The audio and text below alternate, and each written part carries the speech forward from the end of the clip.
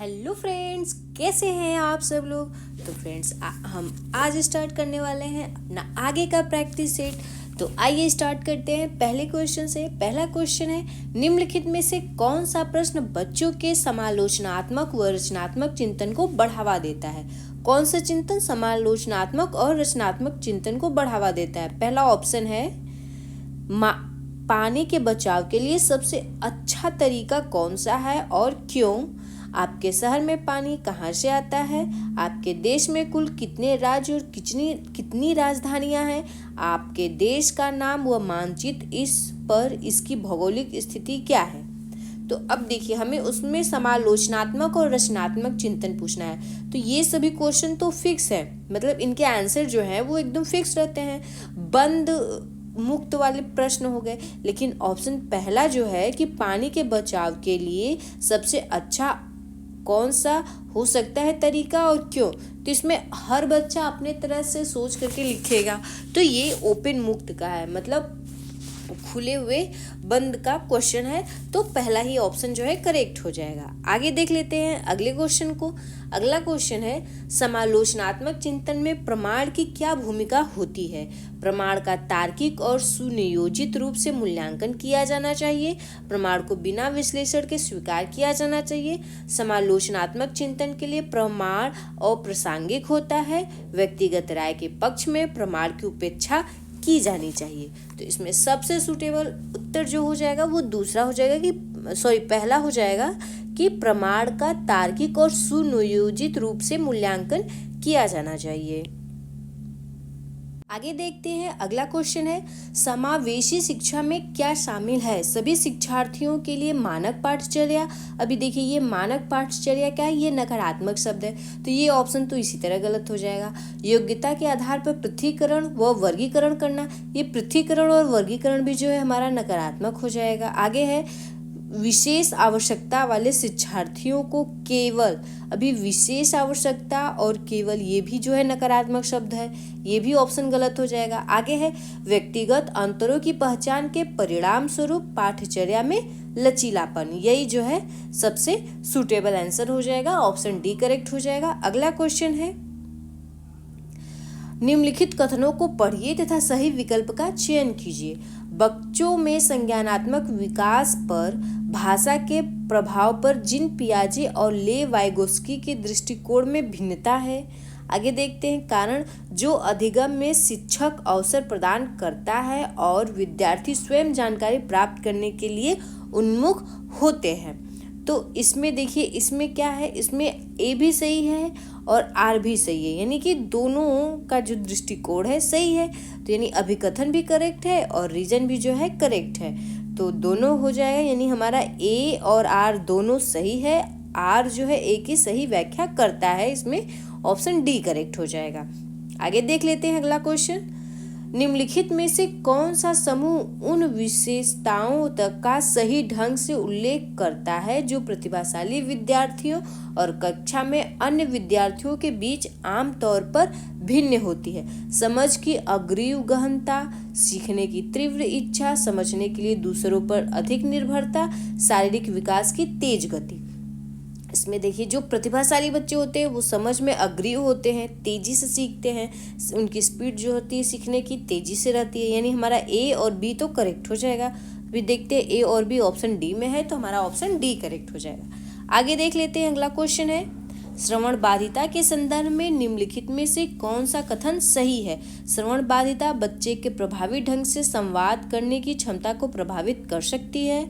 आगे देख लेते हैं अगला क्वेश्चन, अगला जो है ऑप्शन, सभी श्रवण बाधिता वाले बच्चों को संवाद करने के लिए सांकेतिक भाषा साइन लैंग्वेज का उपयोग करने की आवश्यकता है। सभी को तो नहीं है। आगे देखते हैं, बच्चे के पास तेज आवाज करके बच्चे के सुनने की अक्षमता का विश्वसनीय तौर पर परीक्षण किया जाना चाहिए। ये ऑप्शन तो गलत है। आगे है, श्रवण बाधिता हमेशा कान की किसी शारीरिक समस्या के कारण होती है। ये भी ऑप्शन गलत है। सबसे सूटेबल आंसर हमारा पहला ही करेक्ट हो जाएगा कि श्रवण बाधिता बच्चे के प्रभावी ढंग से संवाद करने की क्षमता को प्रभावित कर सकती है। अगर बच्चा ठीक से सुनेगा नहीं तो वो उसका आंसर, उसका रिप्लाई ठीक से नहीं कर पाएगा। आगे देख लेते हैं अगला क्वेश्चन, समावेशन के संदर्भ में पाठचर्या सीखने की अपेक्षाओं में समान है जबकि में भिन्न है। संवर्धन गतिवर्धन, संशोधन समायोजन, गतिवर्धन संवर्धन या फिर समायोजन संशोधन।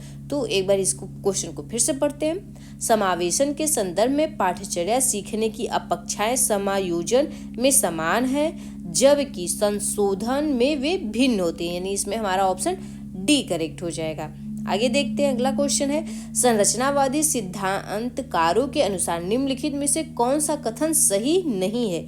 इसमें हमें बताना है कि कौन सा ऑप्शन करेक्ट नहीं है। ज्ञान व्यक्तिपरक है, सही बात है। शिक्षार्थी अपने सामाजिक और सांस्कृतिक संदर्भ में ज्ञान की रचना करते हैं, ये भी ऑप्शन करेक्ट है। आगे है प्रभावी अधिगम सुनिश्चित करने के लिए शिक्षार्थियों को बाहरी रूप से प्रेरित करने की आवश्यकता है। आगे है ज्ञान बहुलावादी और बहुविध है।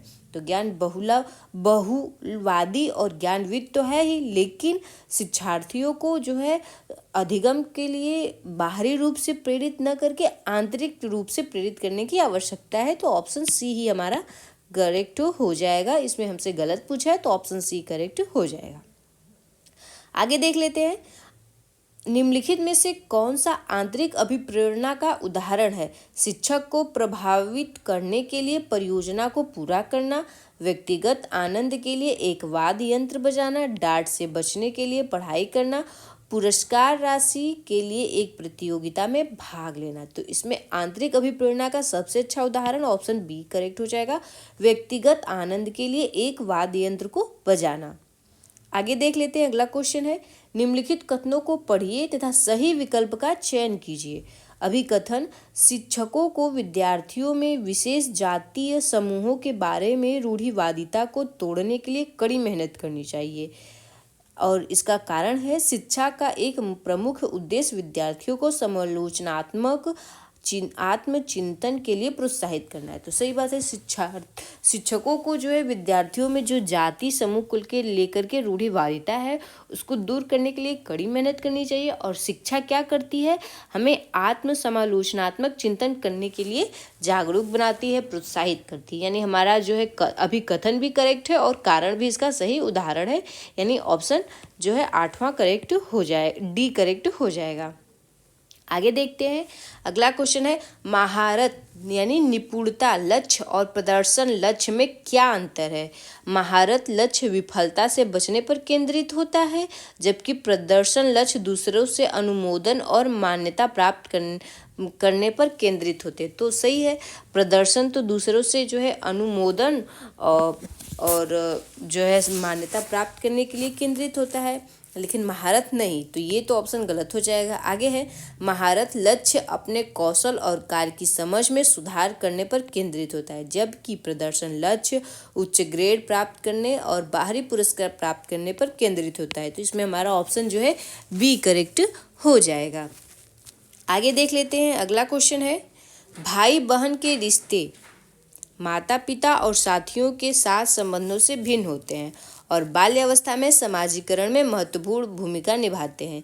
आगे है माता पिता और साथियों के साथ संबंधों के समान होते हैं और बाल्यावस्था में समाजीकरण में महत्वपूर्ण भूमिका निभाते हैं। केवल प्रारंभिक बाल्यावस्था में ही महत्वपूर्ण भूमिका निभाते हैं। यहाँ पे देखिए केवल आ गया, ये भी कैसा शब्द है, नकारात्मक है, ये भी ऑप्शन गलत हो जाएगा कि समाजीकरण में अधिक भूमिका नहीं है। इसमें सबसे सूटेबल आंसर जो है पहला हो जाएगा, माता पिता और साथियों के साथ संबंधों से भिन्न होते हैं भाई बहन के संबंध और बाल्यावस्था में ही समाजीकरण में महत्वपूर्ण भूमिका निभाने लगते हैं। आगे देख लेते हैं, अगला क्वेश्चन है निम्नलिखित कथनों को पढ़िए तथा सही विकल्प का चयन कीजिए।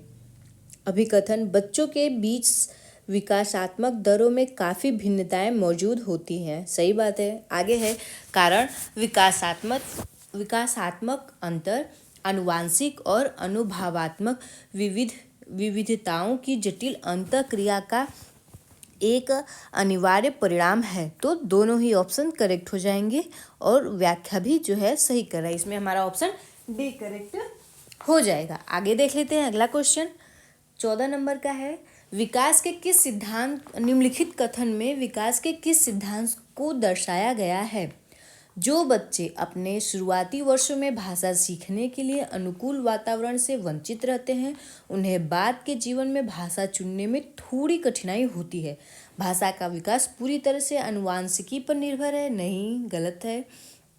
आगे है, भाषा और अनुभूति जटिल रूप से परस्पर संबंधित है, ये भी ऑप्शन गलत हो जाएगा। आगे है, विकास अव्यवस्थित और अप्रत्याशित होता है, भाषा के विकास का एक संवेदनशील काल है, तो यही ऑप्शन करेक्ट हो जाएगा कि भाषा के विकास का एक संवेदनशील काल होता है, जिसमें भाषा जो है धीरे धीरे अपने उसी काल से डेवलप होना स्टार्ट हो जाती है। अगर बच्चा उसी लेवल में भाषा नहीं सीख पाता है तो आगे उसे चल करके थोड़ी दिक्कत होती है। आगे देख लेते हैं। अगला क्वेश्चन है, जब वह विद्यार्थी जो पठन वैकल्य से जूझ रहे हैं को पढ़ाना सिखाया जा सकता है, उन्हें कई विकर्षणों में अध्ययन करने के लिए प्रोत्साहित करके, उच्च ग्रेड के पठन ग्रंथ प्रदान करके, ये ऑप्शन उच्च ग्रेड के लिए है तो ये भी नकारात्मक शब्द हो जाएगा। आगे है, सुधारात्मक पठन सुनिश्चित करने के लिए सख्त दंड, ये भी नकारात्मक शब्द है, ये भी गलत हो जाएगा। प्रणालीगत ध्वन्यात्मक प्रशिक्षण के माध्यम से, मतलब बच्चों को कैसे प्रणालीगत जो ध्वन्यात्मक माध्यम है उससे जो है उनको सिखाया जा सकता है, ऑप्शन डी करेक्ट हो जाएगा। आगे देख लेते हैं। अगला प्रश्न है, बोध आधारित शिक्षण का अंतर्निहित सिद्धांत यह विश्वास है कि शिक्षार्थियों की क्षमताएं और आवश्यकताएं विविध हैं, जिन्हें मानक निर्देशों पर ध्यान केंद्रित किए बिना पूरा नहीं किया जा सकता। अभी देखिए यहाँ पे मानक निर्देश आ गया तो ये ऑप्शन भी जो है नकारात्मक शब्द है, तो ये ऑप्शन भी गलत हो जाएगा। आगे है, शिक्षार्थी निष्क्रिय प्राप्त करता है, यहाँ पे निष्क्रिय भी जो है नकारात्मक है, ये भी ऑप्शन गलत हो जाएगा। अगला ऑप्शन है, ऐसा करने के लिए एक सुविधाजनक वातावरण प्रदान किए जाने पर शिक्षार्थी ज्ञान का निर्माण कर सकते हैं। शिक्षार्थी कम जानते हैं और शिक्षण में विद्यार्थियों के लिए तथ्यों का प्रसारण शामिल है, इसमें हमारा जो है ऑप्शन सी करेक्ट हो जाएगा। बोध है कि ऐसा करने के लिए सुधार, हाँ, इसमें ऑप्शन सी करेक्ट हो जाएगा। आगे देख लेते हैं। अगला क्वेश्चन है, जटिल समस्याओं से जूझ रहे अमन के समस्या समाधान कौशल विकसित करने में एक शिक्षक किस प्रकार मदद कर सकता है? उसे मंथन करने और विचार उत्पन्न करने के लिए प्रोत्साहित करके, उससे कहकर कि वह समस्या को सुलझाना छोड़ दे, उसे प्रयोग करने और जोखिम लेने से हतोत्साहित करके, उसे उत्तर प्रदान करके। अभी उत्तर प्रदान कर देंगे तो बच्चा जो है मेहनत करना छोड़ देगा, तो ये भी ऑप्शन गलत हो जाएगा। हतोत्साहित करना नकारात्मक शब्द है, ये भी गलत हो जाएगा। समस्या सुलझाना छोड़ देंगे, अगर बच्चा समस्या सुलझाना छोड़ देगा तो वो उसका अधिगम ठीक से नहीं हो पाएगा। सबसे अच्छा आंसर जो है पहला करेक्ट हो जाएगा। आगे देखते हैं। अगला क्वेश्चन है, माध्यमिक कक्षाओं में अधिगम के लिए एक अनुकूल कक्षा का वातावरण पर केंद्रित होता है, सजा और शर्मिंदगी के डर पे। ये नकारात्मक शब्द पूरा है तो ये ऑप्शन गलत हो जाएगा। सहकारी अधिगम, प्रतिस्पर्धी लोकाचार, देखिए बच्चों में प्रतिस्पर्धा की भावना विकसित नहीं करनी चाहिए, ऐसा जो है करिकुलम 2022 के अनुसार है। मतलब बच्चे को पढ़ाइए, उनमें प्रतियोगिता कराइए, लेकिन उनमें जो उनके अंदर जो है वो भावना विकसित ना करिए। प्रतियोगिता आवश्यक है लेकिन प्रतिस्पर्धा नहीं करिए। अनुबंधन और पुनर्बलन, तो इसमें जो है सबसे हमारा सही ऑप्शन करेक्ट हो जाएगा, इसमें ऑप्शन जो है बी करेक्ट हो जाएगा, सहकारी अधिगम। आगे देख लेते हैं। लेव वाइगोत्स्की का मानना था कि विकास प्रकृति में असंतत है, अनुवांशिक प्रोग्रामिंग का खुलासा है, सीधे परिपक्वता के परिणाम से होता है या फिर सीधे सामाजिक संपर्क के परिणाम से होता है, तो सीधे सामाजिक संपर्क के परिणाम से होता है, ऑप्शन डी करेक्ट हो जाएगा। अगला क्वेश्चन देखते हैं। पियाजे के अनुसार गुणात्मक रूप से 4 विभिन्न अवस्थाएं दुनिया की विभिन्न संस्कृतियों में व्यापक रूप से भिन्न होती हैं। उदाहरण देकर समझाती है कि बच्चों का मन लघु वयस्क मन होता है, बच्चों के जेनेटिक कोड पर निर्भर होती है, बच्चों के विकास के सार्वभौमिक पैटर्नों का प्रतिनिधित्व करती है, तो इसमें जो है ऑप्शन डी करेक्ट हो जाएगा कि बच्चों के विकास के सार्वभौमिक पैटर्नों का प्रतिनिधित्व करती है। आगे देखते हैं। अगला क्वेश्चन, निम्नलिखित में से कौन सी पियाजे के संज्ञानात्मक विकास के सिद्धांत की सीमा है? वह संज्ञानात्मक विकास में भाषा की भूमिका पर अत्यधिक बल देता है, वह संज्ञानात्मक विकास में व्यक्तिगत भिन्नताओं को ध्यान में नहीं रखता है, वह संज्ञानात्मक विकास में जैविक कारकों की भूमिका को ध्यान में नहीं रखता है, वह संज्ञानात्मक विकास पर संस्कृति और सामाजिक कारकों के प्रभाव को ध्यान में नहीं रखते हैं। यही हमारा ऑप्शन डी करेक्ट हो जाएगा। आगे देखते हैं, अगला क्वेश्चन है, निम्नलिखित कथनों को पढ़िए तथा सही विकल्प का चयन कीजिए। अभी कथन है, प्रत्येक वर्ष लता जो कि कक्षा 7 की शिक्षिका है, उनके क्षेत्रों में कैरियर पर चर्चा करने के लिए एक महिला गणित प्रोफेसर और एक पुरुष नर्स को अपनी कक्षा में आमंत्रित करती है। लैंगिक जेंडर अंतर जन्मजात है और समाज के माध्यम से अधिग्रहित नहीं है। इसमें दूसरा ऑप्शन तो गलत हो जाएगा कि लैंगिक जेंडर असमानता जो है वो जन्मजात नहीं है। इसमें जो है अभिकथन करेक्ट है, लेकिन कारण जो है वो गलत है। पहला ही ऑप्शन करेक्ट हो जाएगा। आगे देख लेते हैं, अगला क्वेश्चन क्या है। एक प्रगतिशील कक्षा में विद्यार्थी अधिक प्रश्न नहीं पूछते हैं, शिक्षक से प्रश्न पूछते हैं, एक दूसरे से प्रश्न पूछते हैं या फिर स्वयं से प्रश्न पूछते हैं। तो इसमें देखिए अधिक प्रश्न नहीं पूछते हैं, ऑप्शन ए तो गलत हो जाएगा। जहाँ भी ऑप्शन ए है वो ऑप्शन गलत हो जाएगा। शिक्षक से प्रश्न पूछते हैं, एक दूसरे से प्रश्न पूछते हैं और स्वयं से भी प्रश्न पूछते हैं। इसमें जो है हमारा ऑप्शन सी करेक्ट हो जाएगा। आगे देख लेते हैं, अगला क्वेश्चन है, पुल्लिंग या स्त्रीलिंग होने से जुड़ी अपेक्षाओं को कहा जाता है और इन्हें सिखा जाता है। जेंडर भूमिकाएं बाल्यावस्था की सभी अवस्थाओं से लेकर वयस्कता में भी सिखाया जाता है। तो यही ऑप्शन सबसे सही हो जाएगा। आगे देख लेते हैं, एक मिनट, इसमें हम आगे देखते हैं। अगला क्वेश्चन है, बुद्धि के संदर्भ में निम्नलिखित में से कौन सा दृष्टिकोण शिक्षार्थियों के बीच विविधता के सम्मानपूर्ण विचार का समर्थन करता है। बुद्धि वातावरणीय कारकों से प्रभावित नहीं होती है, बुद्धि आनुवांशिक कारकों से प्रभावित नहीं होती है। आगे है, बुद्धि को मापने के लिए बुद्धि लब्धि परीक्षण ही एकमात्र जो है नकारात्मक शब्द है। ये ऑप्शन तो इसी तरह गलत हो जाएगा। बुद्धि बहुआयामी है और समय के साथ बदल सकती है। ये सबसे करेक्ट आंसर है और यही हमारा करेक्ट हो जाएगा। आगे देख लेते हैं, निम्नलिखित में से किसने सामान्य बुद्धि की अवधारणा की आलोचना की है और बुद्धि का एक वैकल्पिक सिद्धांत प्रस्तावित किया है। जीन पियाजे ने, हार्वर्ड गार्डनर ने, लेव वाइगोत्स्की ने या फिर चार्ल्स स्पियर ने। तो इसको जो है किया है इसको जो है हार्वर्ड गार्डनर ने किया है। ऑप्शन बी करेक्ट हो जाएगा। आगे देख लेते हैं, अगला क्वेश्चन है, लॉरेंस कोहलरबर्ग के सिद्धांत की आलोचना कैरल गिलिगन द्वारा नैतिक तर्क में लैंगिक भिन्नताओं की उपेक्षा करने के लिए की गई थी। तो यही पहला ही ऑप्शन करेक्ट हो जाएगा। आगे देख लेते हैं, अगला क्वेश्चन है, एक शिक्षिका अपने विद्यार्थियों को अधिसंज्ञानात्मक कौशल विकसित करने में मदद करना चाहती है। निम्नलिखित में से कौन सी रणनीति सबसे प्रभावी होगी। विद्यार्थियों को अभिप्रेरित करने के लिए लगातार ग्रेड और प्रतिपुष्टि प्रदान करना, विद्यार्थियों को प्रोत्साहित करना कि वे स्वयं अपने अधिगम पर चिंतन करें और अपनी प्रगति का मूल्यांकन करें। आगे है, विद्यार्थियों को याद करने के लिए पाठ सौंपना। अभी देखिए, याद करने के लिए ये नकारात्मक शब्द हो गया, दोहराना नकारात्मक हो गया, ये ऑप्शन गलत हो जाए। आगे है, विद्यार्थियों को सभी सीखने के कार्यों के लिए विस्तृत और निर्देशात्मक निर्देश प्रदान करना। तो सबसे अच्छा जो है ऑप्शन बी हो जाएगा कि विद्यार्थियों को प्रोत्साहित करना कि वे स्वयं अपने अधिगम पर जो है चिंतन करें और अपनी प्रगति का मूल्यांकन करें। आगे देख लेते हैं, अगला क्वेश्चन है, निम्नलिखित कथन को पढ़िए तथा सही विकल्प का चयन कीजिए। अभी कथन है, शिक्षकों को संकल्पना को मजबूत करने के लिए विद्यार्थियों को अपने स्वयं के संकल्पना के उदाहरणों और गैर उदाहरणों की पहचान करने के लिए कहना चाहिए। उदाहरण के बारे में सोचने से संकल्पना को मजबूत किया जाता है, जबकि गैर उदाहरण विद्यार्थियों को भ्रमित करते हैं। तो इसमें सबसे सूटेबल जो है आंसर हमारा हो जाएगा, ए तो सही है लेकिन बी सही नहीं है।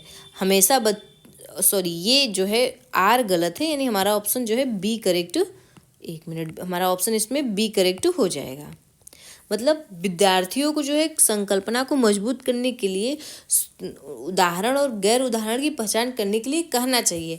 गैर उदाहरण से विद्यार्थी भ्रमित नहीं होंगे अगर धीरे धीरे उनको आदतें हो जाएंगी। तो आगे देख लेते हैं।